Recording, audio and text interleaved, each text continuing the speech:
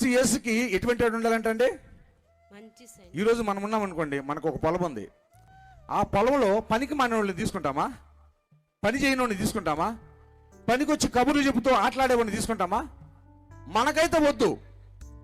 క్రీస్తుకైతే ఇటు పనికి మాలినోళ్ళు అవసరమా? క్రీస్తుకి మన పొలంలోనే పనికి మాలినోడు ఉంటే మనం తీసుకోము. ఆయన పొలంలో పనికి మాలిన ఉంటే ఆయన తీసుకుంటాడు. కనుక మంచి సైనికుని వలి కావాలి, మంచి పనుడు కావాలి.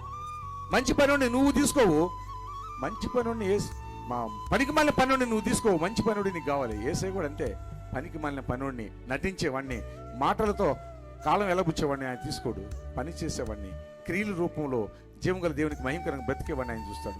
యేసు యొక్క ఎటువంటి సైనికుడు అంట? మంచి సైనికుడు. దొంగ సైనికుడు కాదు, నటించే సైనికుడు కాదు, కేవలం అంగు ఆర్భాటాలు కలిగిన సైనికుడు కాదు.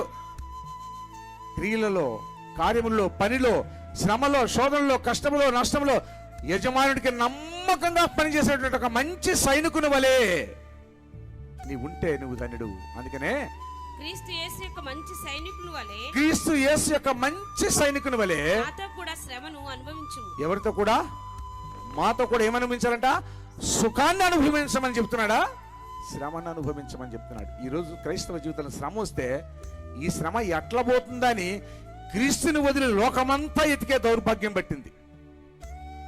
శ్రమ వచ్చిందండి, మోకాడికి పని చెప్పు, మళ్ళీ మనం మోకడించం. మనం ఎవరు చెప్తామంటే కనిపించినోడి కల్లా చెప్తాం. పాస్టర్ గారు కనిపించారంటే పాపం మళ్ళీగా.